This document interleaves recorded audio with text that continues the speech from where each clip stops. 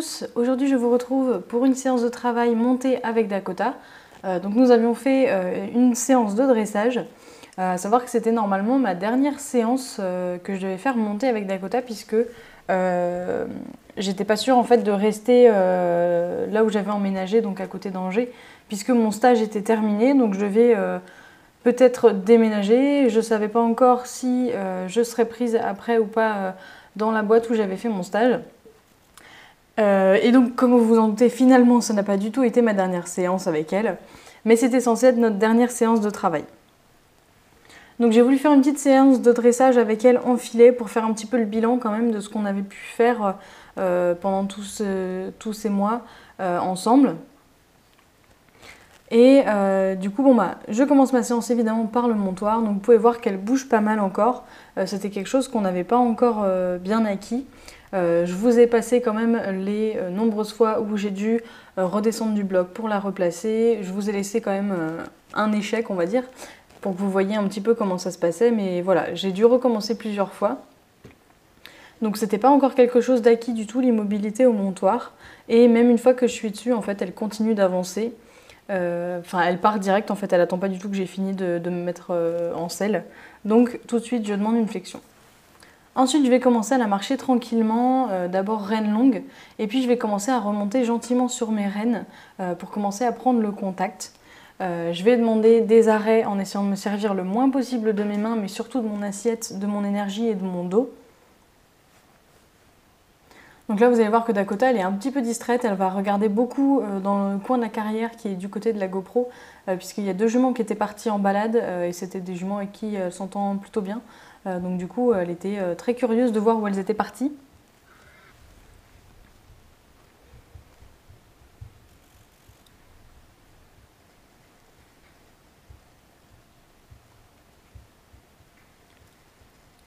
Je vais faire un doublé dans la longueur pour essayer de travailler la rectitude. Et vous voyez que c'est vraiment pas ça avec Dakota, c'est une véritable anguille. Je corrige d'un côté, elle repart complètement de l'autre. Enfin voilà, c'est vraiment, elle dévie dans tous les sens. Et vous voyez que la ligne droite n'est absolument pas droite. J'arrive vraiment pas à la garder.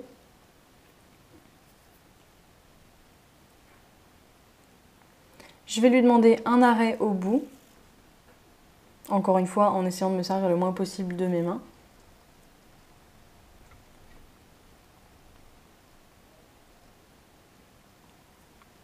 Je reste arrêtée quelques secondes pour bien marquer l'arrêt et puis travailler aussi sa patience.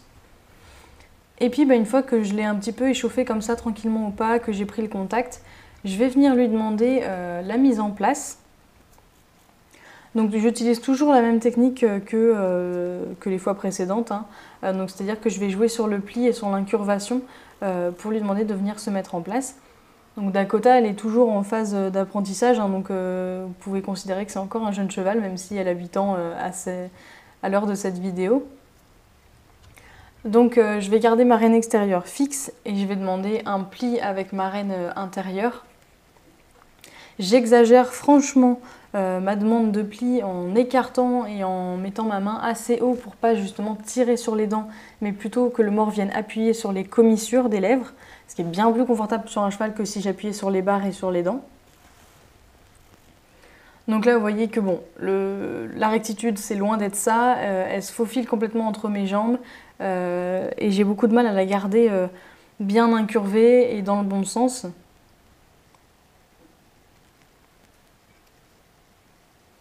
Et donc en plus de mes mains, j'utilise évidemment mes jambes. Donc je place principalement ma jambe intérieure à la sangle, comme pour l'incurvation. J'utilise pas forcément ma jambe extérieure parce qu'elle sort pas ses hanches, donc ça sert à rien de corriger si elle les sort pas.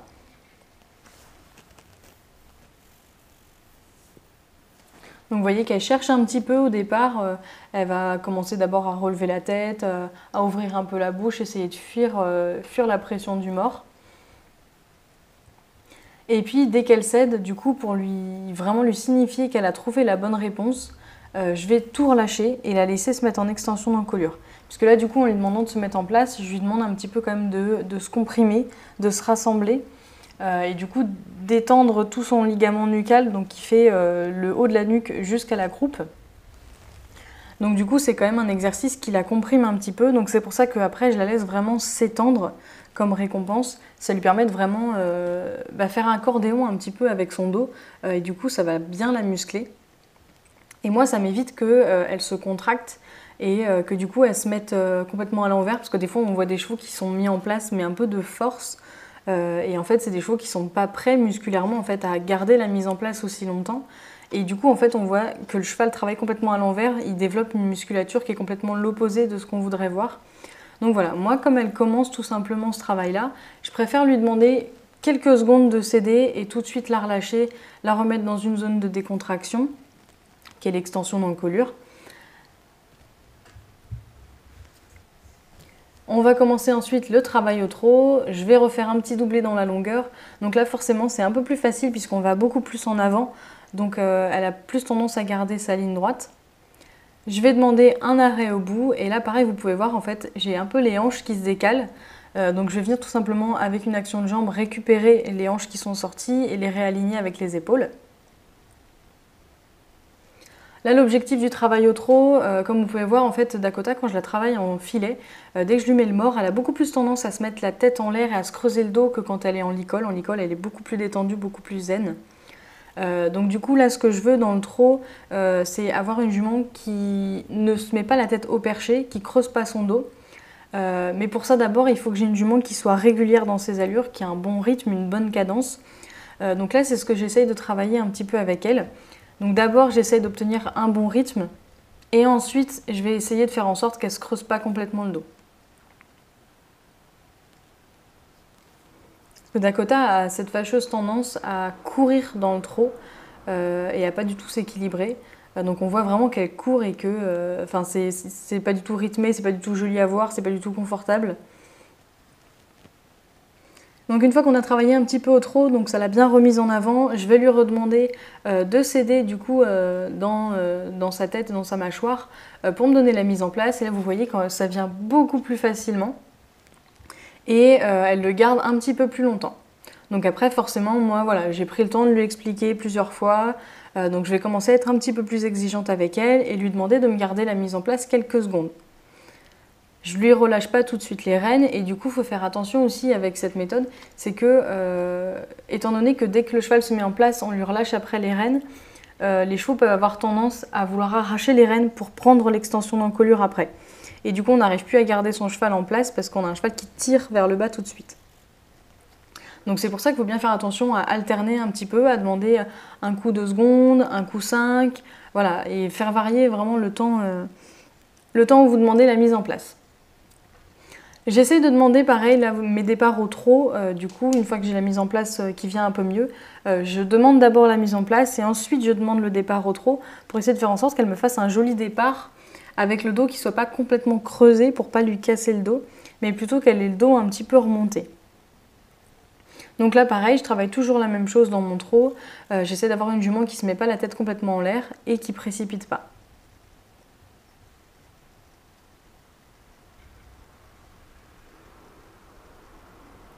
Au niveau des arrêts, elle s'arrête franchement super bien parce que je me sers majoritairement de mon dos et de mon assiette et franchement les mains n'interviennent presque pas.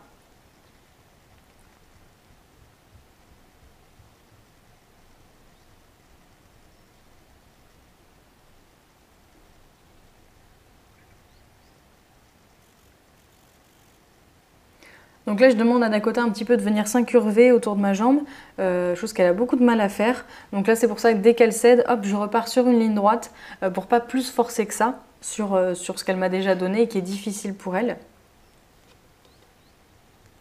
Et puis, on va aborder tranquillement le travail au galop. Une fois que je l'ai bien dans le trot, je vais pouvoir commencer mes départs au galop. Donc dans cette séance, clairement, j'ai pu voir les progrès parce que du coup, pour moi, c'était un peu une séance bilan par rapport au mois que j'avais travaillé Dakota avant. Et clairement, bah là, mes départs au galop sont bien meilleurs, bien plus propres. J'ai beaucoup moins de défense de la part de Dakota. On commence à se comprendre sur les départs au galop. Oui, il nous a fallu du temps, mais bon, Dakota, elle est un petit peu compliquée aussi à comprendre. Parce qu'elle va très clairement me dire qu'il y a quelque chose qui ne va pas, mais elle ne me guide pas plus que ça pour trouver ce qui ne lui convient pas.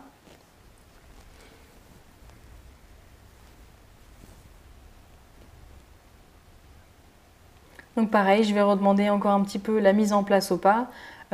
Pour l'instant, clairement, je ne suis pas capable de lui demander la mise en place au trot et au galop. Donc c'est pour ça que je travaille vraiment beaucoup au pas. Et que je reviens, une fois que j'ai travaillé dans le trot ou dans le galop, je reviens régulièrement au pas pour retravailler la mise en place, histoire d'avoir une jument qui se remette dans une bonne attitude. Parce que là, vous voyez que quand je lui demande le trot ou le galop, elle a plutôt tendance quand même à se mettre dans une attitude qui n'est pas très très bonne, avec la tête en l'air, le dos creux, donc voilà.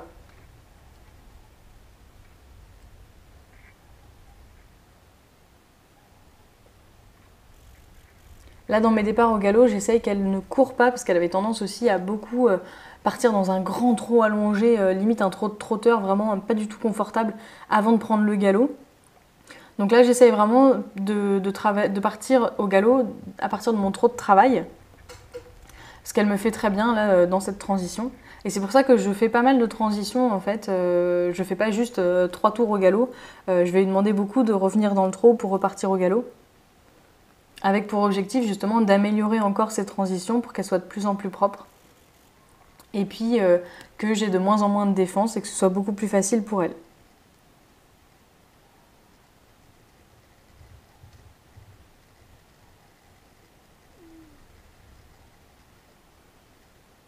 Donc vous pouvez voir que le galop de Dakota ressemble un petit peu à une biche qui saute en avançant, donc c'est pas hyper confortable.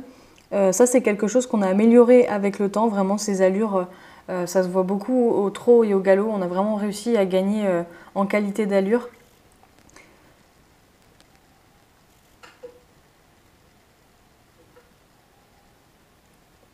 Donc là, vous voyez, c'est un petit départ. J'avais commencé à demander le départ au galop, c'était un peu raté, elle a commencé à accélérer. C'est pas grave. Plutôt que de cafouiller et de partir n'importe comment, je reprends tranquillement, on redescend dans le trot, on se remet bien dans un bon rythme, une bonne cadence. Et là seulement, je vais redemander le départ au galop.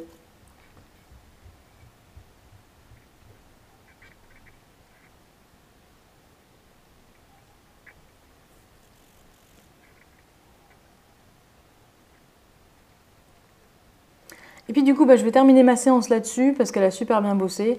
Donc je vais désangler d'un trou la sangle pour qu'elle puisse respirer un petit peu. Et puis on va marcher tranquillement au pas reine longue pour finir notre séance.